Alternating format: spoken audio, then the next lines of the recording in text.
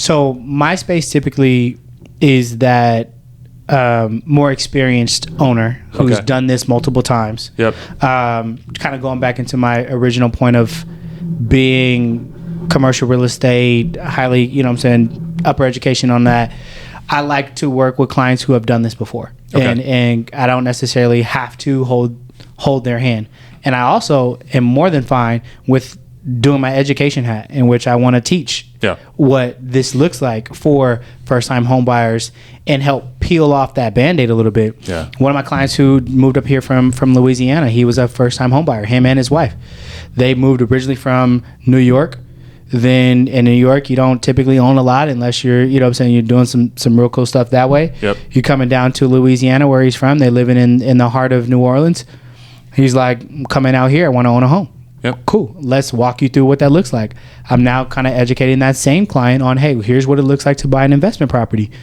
And yes, they're nervous, but at a certain point, we gotta pull that Band-Aid off. Mm-hmm. And here's how we do it within reason, in the best areas that are going to be able to allow you to feel comfortable about the kind of asset that you're buying and the process that we go down with it on, and how quickly we could be able to move or not, or take your time, or so on and so forth. So to kind of, yes, I am spinning. I love the clients who are like, no, I know what I want.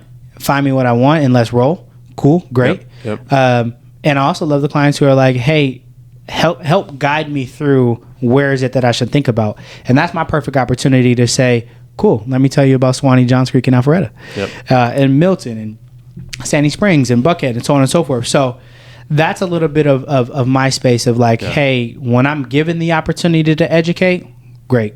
When I'm also, and even those clients who are more experienced and been in it, I then have to be the one and voice of reason to tell them, hey, I know what Sally Sue sold their house for.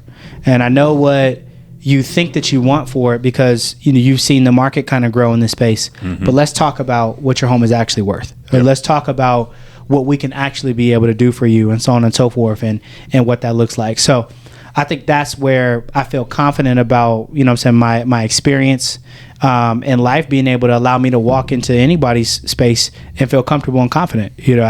Like I mentioned earlier, like, hey, I've managed real estate that's worth a lot more than your home. And that's okay. I'm not saying that to boast, but it's saying that to say I'm comfortable with either walking out of this home, as your representative and your agent, or not. Because I at least didn't sugarcoat anything. I didn't give you a bunch of fluff. I didn't just try to impress you to say, hey, I want this listing. I'm in the business of selling. Yeah. And I want to be able to say, this is what I think something will sell for versus this is what I'll just list it for, and kind of go from there.